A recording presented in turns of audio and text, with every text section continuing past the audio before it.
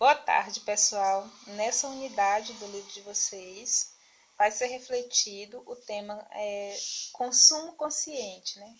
A questão do consumo, o impacto que tem na nossa vida, no meio ambiente. Ele pergunta, te sientes persuadido a comprar? Então, a gente vai ver na sequência aqui, no contexto do imperativo, a forma verbal imperativa que a gente vai estudar, que é uma linguagem muito usada nos textos publicitários, né, nas campanhas, porque tem essa função justamente de convencer, de persuadir o leitor. Então, traz a reflexão sobre o consumo consciente, sobre o nosso papel em frente à linguagem publicitária. Publicidade em foco, né? Que estratégias se podem usar? Então, quando se vai fazer um anúncio publicitário, se usa a linguagem verbal e a não verbal, né? Então, geralmente as imagens interagem mais com o consumidor do que o próprio texto, né? Então, nós temos aí alguns exemplos e vamos passar um pouco adiante para a gente chegar aqui na parte gramatical. Então, o anúncio completo, os anúncios e a campanha estão aqui. Desmarca-te e não te preocupes. Então, como é que se fala? Nesse logotipo, não, Jesus. Nesse slogan da campanha já tem a questão dos verbos, né? Os verbos no imperativo. Vamos aqui para a gramática em uso.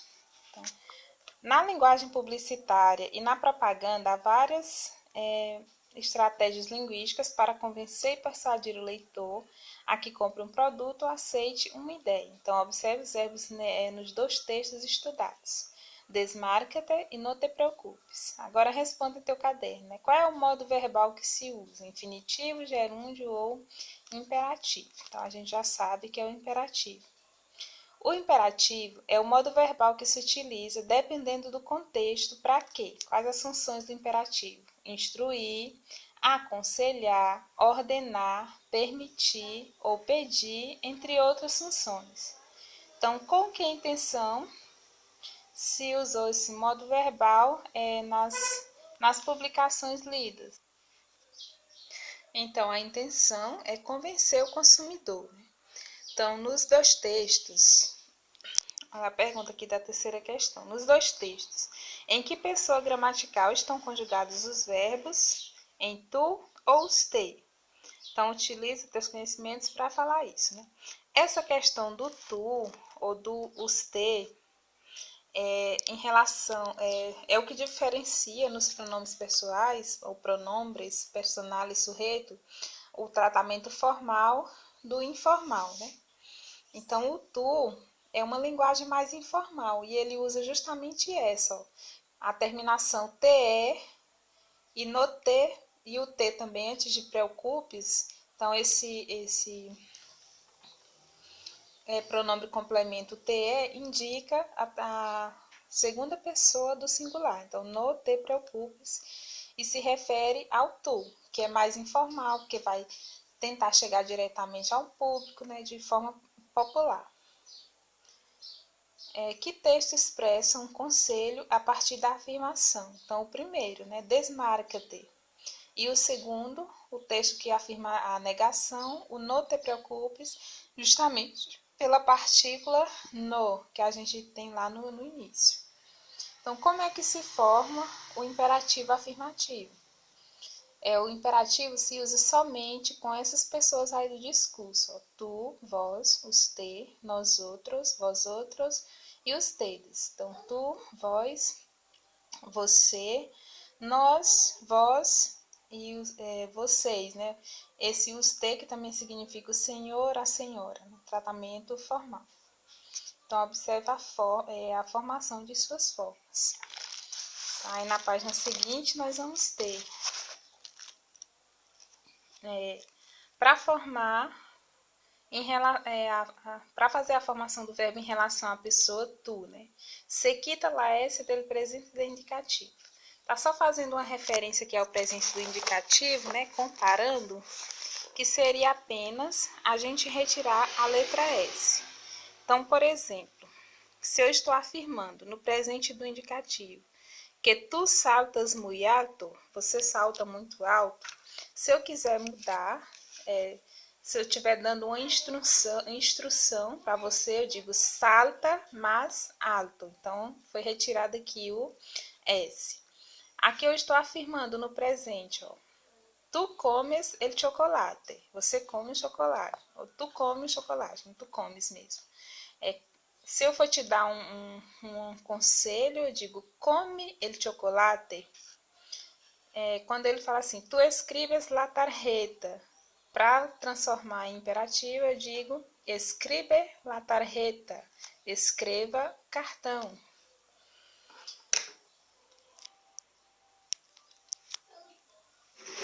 Então, nós temos aí, né, as formas irregulares específicas para essa pessoa aí.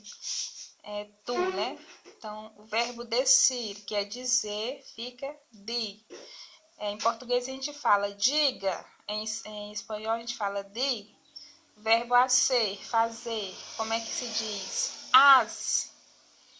A gente diria faça a lição, eu digo haz las lecciones. Poner, pon, salir, sal, ser, fica, se. Se eu digo em português seja bom, eu digo em espanhol sé bueno. Aí tá aí todas as outras formas que vocês podem conferir no livro de vocês. Para fazer o imperativo, em que pessoa? Usted, em relação à pessoa do discurso, usted. Terceira pessoa do singular. Então, muda as vogais da terminação em respeito ao imperativo de tu, né? Então, se eu...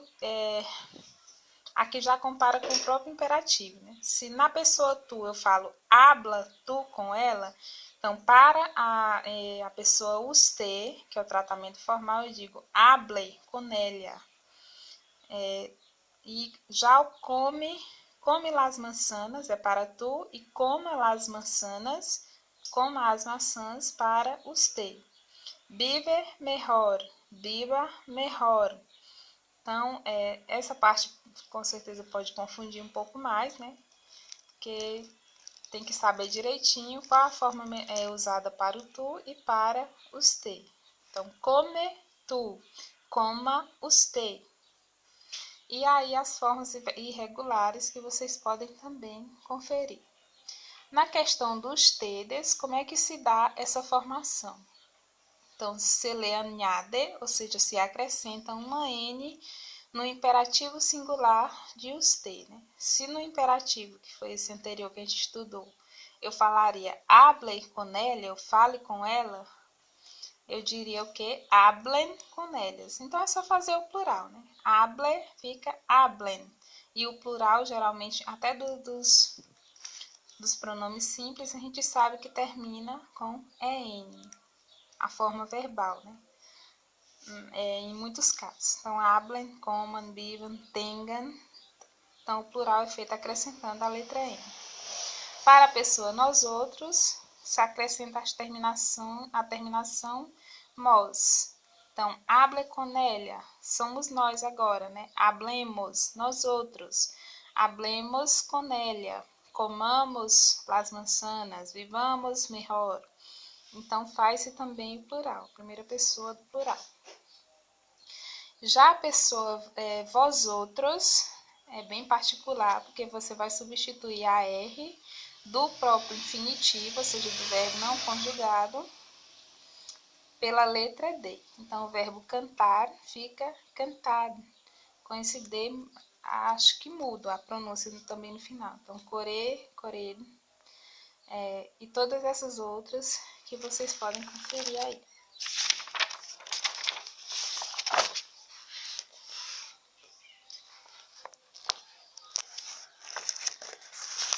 Aí nós vamos ter aí, deixa eu ver aqui,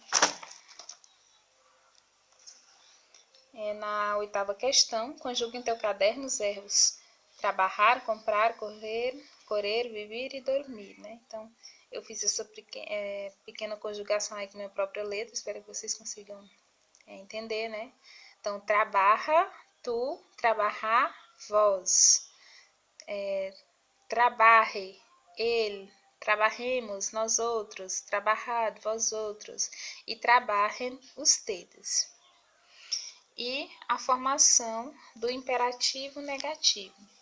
Então, para dar instruções no imperativo negativo, você tem que usar alguns termos de negação, né? Como foi usado lá no anúncio, não te preocupes. Então, tem que ter o termo também de negação. É só o que vai acrescentar aí na conjugação. Então, verbos em primeira conjugação, AR. Depois de tirar a terminação AR, se produzem as seguintes mudanças, los siguientes cambios. Nas pessoas tu e vós, acrescenta ES. Então, o verbo hablar, eu digo no hables. Então, acrescentou, trocou-se o R do final por ES. Para a pessoa usted, acrescenta a terminação E ao radical. Então, o verbo comprar, no compre. Para a pessoa nós outros, acrescenta a terminação emos. Então, o verbo pensar, no pensemos. Percebam que o no vem sempre acompanhando, né? A partícula de negação. Para a pessoa vós outros, acrescenta eis. Então, continuar, no continueis. E para a pessoa ustedes, acrescenta en no radical. Então, o verbo gritar, no gritem. O N é marca muito plural. Nessa nona questão, pede para conjugar os verbos de primeira conjugação, comprar e olvidar. Se eu fizer aí de ladinho, ó, no compres, no compre, ó, no compres tu, no compre usted, no compremos nós outros, no compreis vós outros e no comprem ustedes. Com os verbos de segunda e terceira conjugação, respectivamente terminados em ER e R, a regra é quase a mesma. Então, só difere a vogal em respeito aos terminados em AR, né? Então, é uma mudança apenas de vogal. Então, se ele, no verbo hablar, por exemplo, ele trocou o A por E, hablar, no hables. Em beber, por exemplo, vai trocar o E por A. Quando ele fala aí, no bebas, no beba, e todas essas formas que vocês podem conferir. Então, na página 160 também, vocês vão ver um pouco mais aí. Ó, aí na página 60 tem o complemento na chuleta linguística.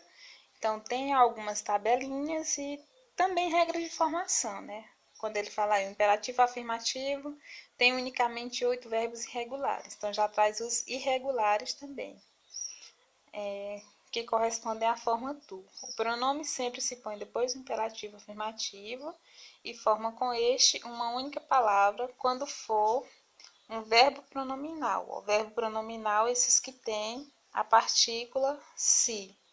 Então, acordar-se, acuérdate, desmarca-te, que foi o exemplo usado lá no final, né? Então, tem alguns que pedem a presença desse pronome, né? O que seria para nós o pronome oblíquo, para eles é pronome e complemento. Então, os verbos pronominais que têm essa partícula si, todas as conjugações também têm as formas específicas para cada pessoa. Vocês vão ver aí também o imperativo negativo. Corresponde às formas do presente do substantivo, mas sem a primeira pessoa do singular. Quando esse livro quer explicar, ele traz referência também a outros modos verbais para tentar clarear um pouco mais, né? Mas o importante é que vocês vejam também as tabelas direitinho, como é que vai ficar o verbo. Aí a gente vai ter que analisar em cada frase, né? Como vocês podem ver aí, ó, por exemplo, nessa atividade, né? Então, o verbo em questão que eu vou julgar é o verbo salir. Em relação à pessoa vós, então a frase para poder tomar o coletivo às 8. Tomar o coletivo às 8, né? Para poder pegar o ônibus às 8. Então, se eu diria saia para poder pegar o ônibus, ele vai dizer salí para poder tomar o coletivo de las 8. Então, tem as particularidades em relação a cada pessoa e também aos regulares e irregulares. Então, vejam também as videoaulas que eu vou colocar os links complementares.